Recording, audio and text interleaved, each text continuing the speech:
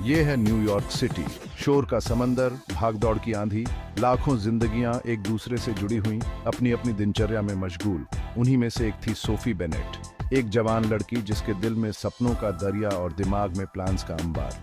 उसकी जिंदगी meetings, deadlines और रोज के सफर में कब निकल जाती थी पता ही नहीं चलता था। सोफी को इस शहर की एनर्जी, इसकी रौनक से प्यार था। इस भागम भाग के बीच वो खुद को जिंदा महसूस करती थी, उन सपनों से प्रेरित जो ये शहर अपने आगोश में संजोए हुए था। लेकिन ये शहर बेरहम भी हो सकता था, एक पत्थरों का जंगल जहां हर कोई अपनी ही राह में खोया हुआ था। एक सर्द शरद की सुबह सोफी खुद को रोज की तरह भागती हुई भीड़ में पाती है।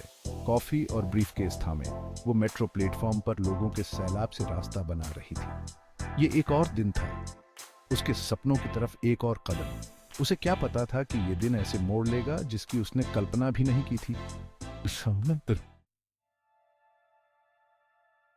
ट्रेन झटके से रुकी, दरवाजे आहट करते हुए खुले।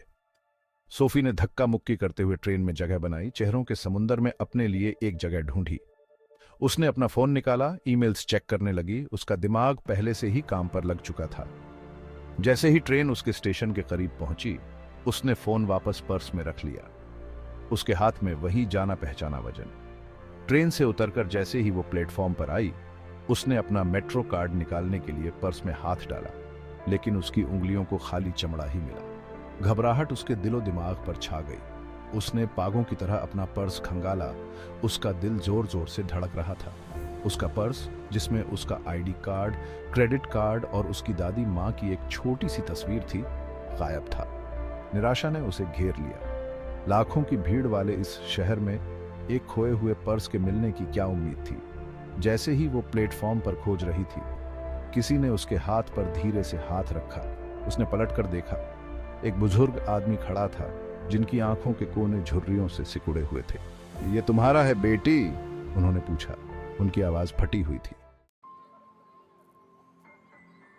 सोफी की सांस अटक गई। ये तो उसका पर्स था। राहत की लहर उस पर दौड़ गई, इतनी गहरी कि उसकी आंखों से आंसू छलक पड़े। हाँ, हे भगवान, हाँ ये मेरा है। बहुत बहुत शुक्रिया। वो बुजुर्ग आदमी, जिन्होंने अपना नाम हेनरी मिलर बताया, बस मुस्कुरा दिए। अरे कोई बात नहीं बेटी, बस वही किया जो करना चाहिए था। सोफी उनकी दरियादिली से अभिभूत थी। एक ऐसे शहर में जो अक्सर ठंडा और बेरुखी भरा लगता था, इस अजनबी ने उसे दुर्लभ दया दिखाई थी। उसने उसका पर्स ढूंढा था और उसे वापस करने के लिए समय निकाला था। इंसानियत पर से उसका विश्वास फिर से जगाया था। मैं आपका एहसान कैसे चुकाऊंगी मिस्टर मिलर, उसने भावुक होकर कहा। आपको अंदाजा नहीं है कि ये मेरे लिए कितना मायने रखता है। हेनरी ने उसके हाथ पर प्यार से थपथपाया। बस वही किया जो किसी को भी करना चाहिए बेटी, एक दूसरे का ख्याल रखना चाहिए, है ना? सोशल मीडिया का कमाल। उस दिन बाद में हेनरी की दया से अभी भी भावुक सोफी अपने कंप्यूटर पर बैठ गई। उसने ये अनुभव शेयर करने की जरूरत महसूस की, खुद को और दूसरों को याद दिलाने के लिए कि न्यूयॉर्क जैसे भागदौड़ भरे शहर में भी मानवता अभी जिंदा है। उसने अपने सोशल मीडिया अकाउंट पर लॉग इन किया और अपने खोए हुए पर्स और उसे वापस करने वाले उस नेक अजनबी के बारे में दिल को छू लेने वाला पोस्ट लिखा। उसने हेनरी की गर्मजोशी और निस्वार्थता का जिक्र किया, इस बात पर जोर दिया कि उनके इस छोटे से नेक काम ने उसके दिन को कैसे खास बना दिया। उसने पोस्ट कर दिया, ये नहीं जानते हुए कि क्या उम्मीद करे। उसे क्या पता था कि उसकी कहानी जल्द ही उसके ऑनलाइन दोस्तों के घेरे से बहुत आगे तक पहुंचेगी। कुछ ही घंटों में उसके पोस्ट ने लोगों का ध्यान खींचना शुरू कर दिया। लाइक्स और कमेंट्स की बाढ़ आ गई। हर वर्ग के लोग अपनी अपनी दयालुता पाने और देने की कहानियां शेयर कर रहे थे। कहानी दिल को छू गई। ये एक साधारण याद दिलाता था कि स्वार्थ से भरी इस दुनिया में भी अप्रत्याशित जगहों पर करुणा मिल ही जाती है। सोफी की कहानी शेयर होते होते इंटरनेट पर आग की तरह फैल गई। इसने सीमाओं और भाषाओं को पार कर लिया, दुनिया भर के दिलों को छू लिया। एक लहर का असर। जैसे जैसे दिन हफ्तों में बदलते गए, सोफी की कहानी लोगों को प्रेरित करती रही। लोग अपनी अपनी दयालुता के किस्से शेयर कर रहे थे, चाहे वो छोटे हों या बड़े। ये एक लहर का असर था, मानवीय संबंध के एक साधारण से कार्य से प्रज्वलित करुणा की एक श्रृंखला प्रतिक्रिया। न्यूज चैनल ने कहानी को उठाया, सोफी और हेनरी और उनके संयोग से हुई मुलाकात को दिखाया। उनकी कहानी उम्मीद की किरण बन गई, एक याद दिलाता कि दया दुनिया में अच्छाई के लिए एक शक्तिशाली ताकत हो सकती है। समर्थन की इस बाढ़ से प्रेरित होकर सोफी ने दयालुता के कार्यों को बढ़ावा देने के लिए एक वेबसाइट लॉन्च की।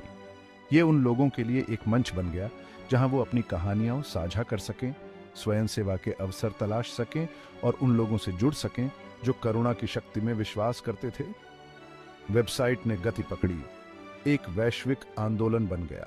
जीवन के सभी वर्गों के लोग इसमें शामिल हुए, सामुदायिक कार्यक्रमों का आयोजन किया, दान के लिए धन इकट्ठा किया और बस अपनी रोजमर्रा की बातचीत में दयालुता फैलाई। एक दयालु दुनिया। सोफी का खोया हुआ पर्स एक प्रेरणा बन गया था जिसने करुणा के एक वैश्विक आंदोलन को जन्म दिया।